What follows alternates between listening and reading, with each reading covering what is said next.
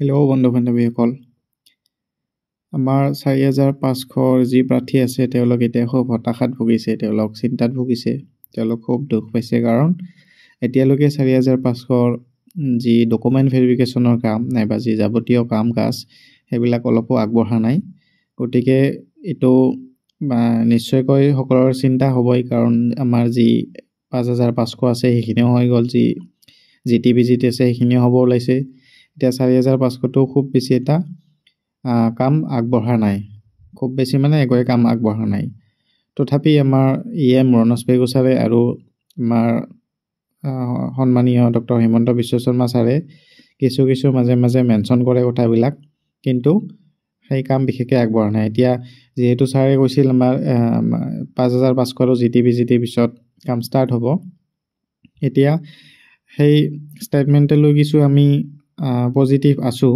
তথাপি এতিয়া যদি আমাৰ ডকুমেণ্ট ভেৰিফিকেশ্যনৰ কিবা এটা সামান্য নটিফিকেশ্যনো দি দিলে হয়, তেতিয়া আমি অন্ততঃ অলপ সুখী হ'ব পাৰিলোহেঁতেন।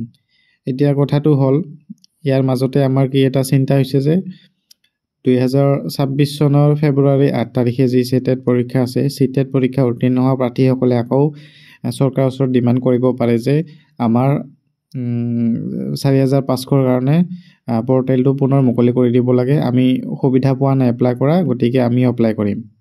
তেনেকুৱা ধৰণে এটা দাবী উঠিব পাৰে। গতিকে সেই দাবী উঠাৰ শংকাত, সেই ভয়ত আমাৰ ছাত্ৰ ছাত্ৰীখিনি, আমাৰ প্ৰাৰ্থীসকল আকৌ টেনশ্যনত ভুগিছে, আকৌ হতাশাত ভুগিব লগা হৈছে। কাৰণ কম্পিটিশ্যন বাঢ়িব, কাট অফ বহুতখিনি বাঢ়ি যাব। তাৰপিছত সেয়া যি কি নহওক, এই মাহৰ ভিতৰত কিবা আমাৰ এটা ভাল খবৰ আহিব পাৰে নেকি? EM ছাৰ আৰু CM ছাৰৰ ষ্টেটমেণ্ট চালে আমি কিবা এটা নিশ্চয় আপডেট পাম চাগে এইটো মাহৰ ভিতৰতে, তেনেকুৱা লাগিছে। এইটো মাহৰ ভিতৰত নাপালেও ডিচেম্বৰত নিশ্চয়কৈ কিবা এটা এটলিষ্ট নটিফিকেশ্যন হ'লে এখন পাম যেন লাগিছে আৰু ইয়াৰ লগতে আমাৰ যি টিচিং যিমান ভেকেঞ্চি ওলায়, টিচিঙৰ টেটৰ যিমান চাকৰি ওলায়, তাত এটা কমন বস্তু থাকিব আমাৰ কোৰ্ট কেছ নহ'লে যেন আমাৰ চাকৰি নোহোৱা হৈছে আজিকালি। আৰু একাংশ এনেকুৱা এটা গেঙে ওলাইছে যে প্ৰাৰ্থীসকলক এনেকুৱা গোমৰাহ কৰি কেনে কোৰ্ট কেছ দিব, আৰু কোৰ্ট কেছ ফলত ডিলে হৈ যাব, আৰু তেনেকৈ এডভকেটে নাইবা সিহঁতৰ গেংটোৱে তেনেকৈ পইচাৰ খেল খেলি থাকিব। এইটো সাধাৰণতে শুনা পাই থকা দেখা যায়।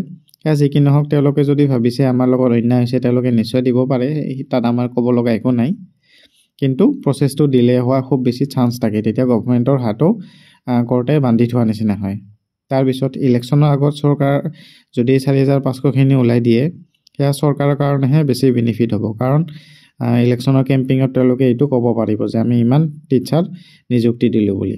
কাৰণ ইলেকশ্যনৰ পিছত দিলে চৰকাৰৰ বিশেষ একো লাভ নহ'ব, এইটো ইলেকশ্যনৰ আগত দিবই চেষ্টা কৰিব মোৰ মতে। আৰু কাৰণ নহ'লে এইটো পোষ্টৰ পিছতো ওলাই দিব পাৰিলে হয়, ইলেকশ্যনৰ আগত ওলাই দিয়া কথাটো সেইটোৱে। আৰু ঠিক তেনেদৰে আৰু যদি আমি ইয়াৰ কাট অফ ডিছকাশ্যন কৰিব যাওঁ, কাট অফ ডিছকাশ্যন কৰা মানে গালি খোৱা। মই ইয়াত কাট অফ ডিছকাশ্যন কৰি গালি খাব খোজা নাই। কাট অফ কোনেও ক'ব নোৱাৰে কিমান যাব, কিমান কম যাব, কিমান বেছি যাব।